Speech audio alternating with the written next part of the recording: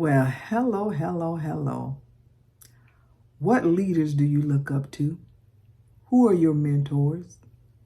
Who do you vote for? All of that matters. You know, we look in the Bible and there's so many leaders. In their time, they were called kings, but we have a different hierarchy of leadership. We have presidents, we have governors, we have senators, we have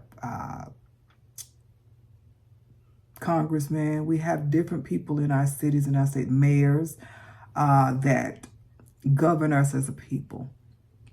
But in the world, it doesn't matter where the leadership is. Make sure as a Christian, you're looking at the leadership that best suits everyone, not as a Republican or a Democrat because, you know, you want money, power, and all that good stuff that comes with it. In most positions, that's how some people feel. But you want to put somebody that cares about the people of God. God created us all, you know, and I just want you to think about it as we go into this leadership topic today. My name is Tanja. I'm here. I'm giving you another nugget. It's just going to be my 2 cents for change. Remember, you know, if you like anything that you hear, please click like and share. Go to our YouTube channel at My 2 Cents for Change and like that as well. We have different platforms and we have someone come on live twice a month. Our next guest, we're going to be talking about sex before marriage and dating again. But anyway, I just want you to be aware of that so you can, you know, listen to more updates as that time draws near. But anyway, we're going to talk about the leaders in the Bible, the kings. We had some bad kings, which was Saul, not the Saul whose name was changed to Paul, but the Saul who led the kingdom of Judah. I think that's what it was. But if I'm not, y'all can correct me or go look it up for yourself. But anyway, you have Ahab, who had that wife that took charge. Y'all men, y'all stand up and be men. Don't let your wife come in and do all that kind of stuff. I ain't gonna name somebody, but I do know somebody that did that. You got Jeroboam and Rehoboam. Rehoboam was Solomon's son. But after his dad died and he took over the throne, he asked, you know, what y'all think I should do? You know, you got the one that was following in his dad's footsteps saying, hey, look, you need to ease up on the people. But he listened to his homeboys and his homeboys, no, go harder, dude, go harder. Some people get caught up in that power. You know, and that's crazy because you put yourself in that person's shoes. That's all I'm going to say about that. You don't want nobody to do that to you. But anyway, you know, so he had already been prophesied to about the kingdom being divided. But guess what? He didn't get but two. He didn't get but 2 tribes. And then Jeroboam, which is the right-hand man, he got 10.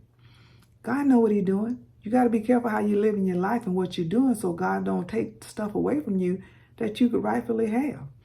Anyway, and then you got Ahaz.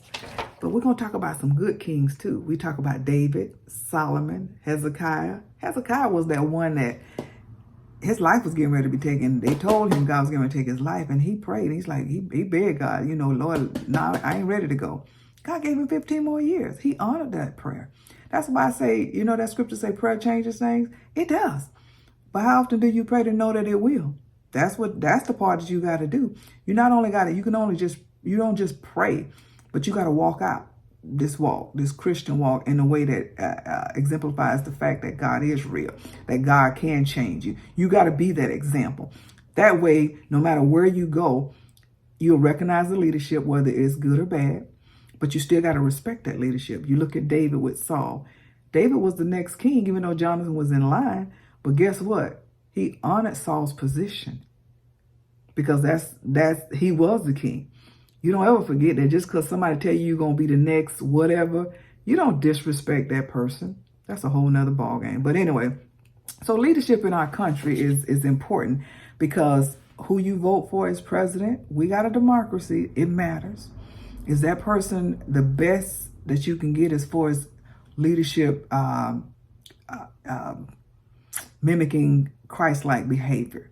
Because remember, when you're voting for what's going to best suit everybody, not just a group of people that want more money or a group of people that just want different things to suit them, living in sin, and then they want to, God to, kind of, I ain't gonna say God to, but they want to be rewarded with the choice of doing something that they shouldn't have been doing in the first place. That gives them an option to do something else. That's a whole nother ball game. But anyway, what I'm saying is, think about what laws we have on the books. A lot of us don't even read it, and we don't even go in and investigate for ourselves. We listen to other people talk about this, that, and the other, and we point out a couple of different things that's bad. And on both sides, both sides have something that's bad. So I'm not telling you who to vote for, but I'm just telling you, when you make those decisions, leaderships matter, because it's going to affect you one way or another. Now, serving Christ, I know my God got me no matter who's in leadership, who's the president, who's the governor, because guess what? My God is the God that sits on the throne above all nations, all countries, all continents. He is that God, and he's a bad somebody. He can do whatever he decides he wants to do, because he already knows what's going to happen. He knows the beginning, the end before the beginning. He knows all of this. So you don't have to hide nothing from him, but you do have to treat people with respect that's in leadership. And if you go to a church and the church leader is not doing right, pray for that leader. Don't just immediately dismiss it unless God tells you to. But you got to be careful, because some people are so corrupt, and you sit up under their leadership. But when you do that, guess what? It can corrupt you. You got to think about all those leaders that I named that were bad. The people started doing bad stuff and worshiping idols and doing all kind of bad stuff when they were up under that leadership that was bad. But then when it changed and they get up under the good leadership, guess what? It changed again. So leadership does matter.